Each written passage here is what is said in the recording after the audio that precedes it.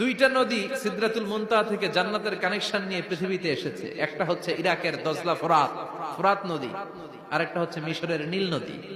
সুবহানাল্লাহ পড়বেন না? 5 বছর আমি এই নীল নদের পানি খেয়েছি যখন মিশরে ছিলাম। সরাসরি না, মিশরীয় সরকার পাইপলাইন দিয়ে এই পানিকে রিফাইনিং করে জনগণের জন্য পৌঁছে দেয়।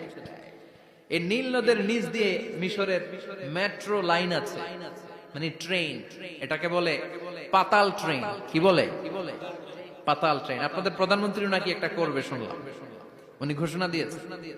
তো এটার নিচ দিয়ে, নীল নদের নিচ দিয়ে আমরা ট্রেন দিয়ে এই মাথা থেকে ওই মাথায় যেতাম, আবার ব্রিজ দিয়ে এপাশ থেকে ওপাশে যেতাম। 10টা দেশ ঘুরে এই নীল নদ, একটা সাগর আছে মেডিটেরেনিয়ান সি, মানে ভূমধ্য সাগর, ওইটার সাথে মিলিত হয়েছে। আল্লাহ সেদিন বলবেন আইনান নাই, নীল নদ আজকে কোথায়? আইনাল আনহার,